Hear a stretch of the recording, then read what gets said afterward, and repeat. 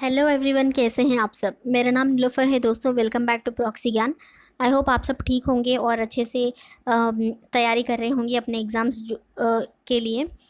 तो जैसे हम लोग आर्टिकल जो है डिस्कस कर रहे थे कॉन्स्टिट्यूशन के, कई सारे आर्टिकल्स 200 प्लस आर्टिकल्स जो हैं हम लोग कवर कर चुके हैं।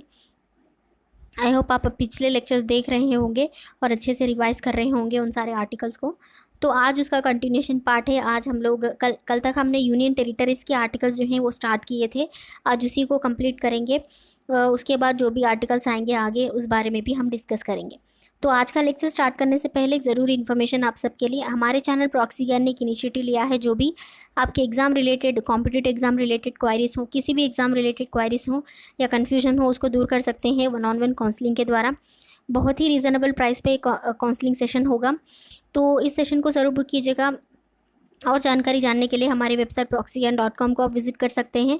और हमारे चैनल प्रॉक्सी ज्ञान को लाइक कीजिए, शेयर कीजिए, सब्सक्राइब कीजिए और कमेंट करके बताइएगा कि आपको हमारे लेक्चर्स कैसे लग रहे हैं। और किसी भी पर्टिकुलर टॉपिक पर आपको लेक्चर चाहिए तो आप हमें ज़रूर बता सकते हैं। तो चलिए आज का लेक्चर हम लोग स्टार्ट करते हैं। तो कल तक हमने आर्टिकल 239 ए तक पढ़ा था। आज जो है वहाँ से ही कंटिन्यू करेंगे। Article 239 double A, special provisions with respect to Delhi. Delhi जैसे यूनियन टेरिटरी है, उसके स्पेशल प्रोविजंस जो होते हैं दिल्ली के रेस्पेक्ट में, ओनली रिलेटेड टू दिल्ली, और उसके बारे में जो है आर्टिकल 239 डबल ए में बोला गया है। उसके बाद article 239 A B, provision in case of failure of constitutional missionary. अगर कॉन्स्टिट्यूशन किसी भी यूनियन टेरिटरी में फेल हो जाता है, वहाँ का एडमिनिस्ट्रेशन अच्छे से काम नहीं करता, तो वहाँ क्या प्रोविजंस होंगी, ये सारा कुछ आर्टिकल 239 ए बी में बोला गया है। उसके बाद article 239 B is power of the administrator to promulgate ordinances during recess of legislature. तो आर्टिकल 239 बी में क्या होता है, जो भी एडमिनिस्ट्रेटर होता है यूनियन टेरिटरी का, उसको वो ऑर्डिनेंसेस जो होते हैं उनको प्रोमलगेट कर सकते हैं जब भी लेजिस्लेचर के रिसेस में, ओके, लेजिस्लेचर के ब्रेक में। उसके बाद है article 240, power of president to make regulations for certain union territories. जैसे प्रेसिडेंट रूल चलता है यूनियन टेरिटरीज में इमरजेंसी के दौरान या फिर किसी और स्टेट में, तो उस हिसाब से प्रेसिडेंट के थोड़े पावर्स होते हैं with respect to state and both union territories. तो आर्टिकल 240 में उस बारे में बोला गया है, power of president to make regulations for certain union territories. उसके बाद article 241 is high courts of union territories, की यूनियन टेरिटरीज में हाई कोर्ट्स क्या होंगे, कैसे होंगे और उनका क्या भी प्रोसीजर है, ये सारा कुछ आर्टिकल 241 में हम देखेंगे। उसके बाद है पार्ट 9 जो कि पंचायत है। एकदम नीचे लेवल में हम बात करेंगे, विलेज लेवल में आएगा यहाँ पर पंचायत। तो 243 जो है पंचायत के आर्टिकल स्टार्ट होते हैं। Article 243 is definition of panchayat. Article 243 A is gram sabha. So panchayat के आर्टिकल जो हैं बहुत ही इंपॉर्टेंट होते हैं। यहाँ से कई सारे क्वेश्चंस बन चुके हैं ऑलरेडी, तो इस पार्ट को आप ध्यान से पढ़िए और अच्छे से याद करने की कोशिश कीजिए। Article 243 B is constitution of panchayat. Article 243 C is composition of panchayat, की पंचायत में क्या क्या होगा। Article 243 D is reservation of seats of different caste people. Article 243 E is duration of panchayat, की कितने टर्म, इनका टर्म ऑफ ऑफिस क्या होगा पंचायत का। Article 243 F is disqualification for membership, अगर कोई भी वो टर्म्स एंड कंडीशंस को मीट नहीं कर पाते तो वो डिस्क्वालीफाई भी हो जाएंगे मेंबर्स। इसके बाद है article 243 G, powers, authorities and responsibilities of panchayat. Article 243 H, powers to impose taxes by and funds of by panchayat. Article 243I is constitution of finance commission to review financial position of the panchayat. And Article 243J is audit of accounts of panchayat. Article 243K is election to the panchayats. Article 243L is application to union territories, कि union territories के पंचायत में क्या हो सकता है।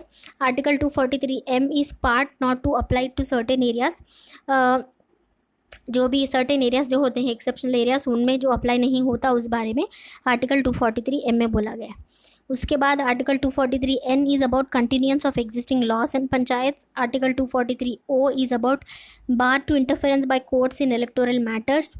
उसके बाद article 243P is about the definition of municipalities. यहाँ तक हमने पंचायत देख लिए पार्ट ओ तक।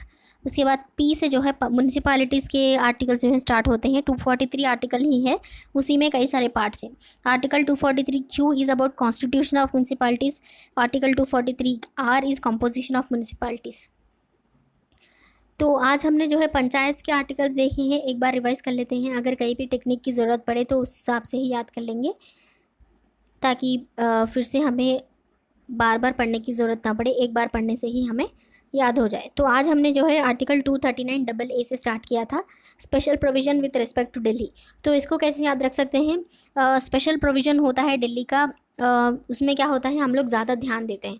तो नॉर्मली आर्टिकल जो है for example article 1A, article 1B वैसे ही होते हैं, लेकिन दिल्ली को स्पेशल प्रोविज़न चाहिए, मतलब उसको डबल ए, मतलब ए में ही उसको और ए चाहिए। तो इस हिसाब से आप याद रख सकते हैं 239 double A is special provision with respect to Delhi. उसके बाद article 239AB is provision in case of failure of constitutional machinery.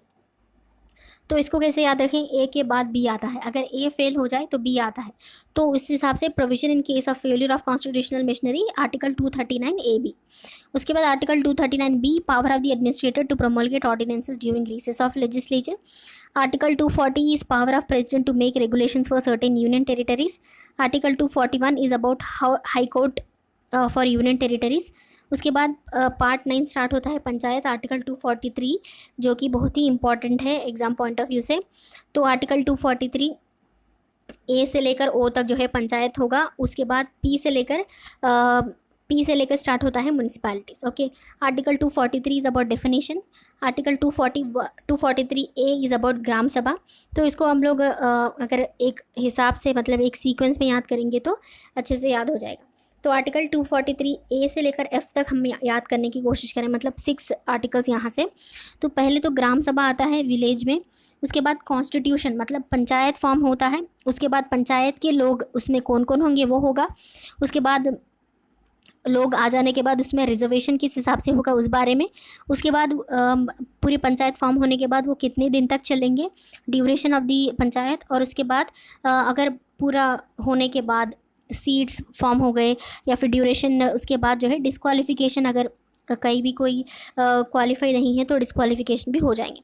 तो आर्टिकल 243 ए से एफ तक ऐसे हम लोग याद कर सकते हैं। पहले ग्राम सभा, constitution, composition, reservation, duration of panchayat and disqualification of members. उसके बाद जी से एम कैसे याद करें? जी जो है पावर्स अथॉरिटीज़ एंड रिस्पॉन्सिबिलिटीज़। पहले तो पंचायत के हाथ में पावर्स अथॉरिटीज़ एंड रिस्पॉन्सिबिलिटीज़ होंगे उनके कई सारे। उसके बाद उनके पावर्स क्या होंगे कि वो टैक्स इम्पोज कर सकते हैं, फंड्स ले सकते हैं, ये सारे पावर्स होंगे। उसके बाद constitution of finance commission to review financial position. सारे टैक्स लेने के बाद फंड्स लेने के बाद ऑडिट हो गए उनके अकाउंट्स, राइट, कि वो सीधा मेंटेन कर रहे हैं या नहीं। उसके बाद जो है इलेक्शन ऑफ द पंचायत। उसके बाद एप्लीकेशन टू यूनियन टेरिटरीज। उसके बाद है जो भी पार्ट जो है वो अप्लाई नहीं होगा सर्टेन एरियाज में। उसके बाद article 243N is continuance of existing laws in panchayat. Article 243O is bars to interference by courts in electoral matters. तो 243O तक जो है पंचायत आएंगे। उसके बाद P से लेकर म्यूनसिपैलिटी स्टार्ट होता है। Article 243P is about definition. 243Q is constitution of municipalities. Similar procedure constitution composition वैसे ही यहाँ भी कंटिन्यू होगा। आई होप आपको अच्छा लेक्चर अच्छे से पसंद आया होगा। नेक्स्ट लेक्चर में इसके आगे जो भी आर्टिकल्स होंगे वो कंटिन्यू करते हुए फिर से मिलूंगी। तब तक के लिए बाय बाय, टेक केयर।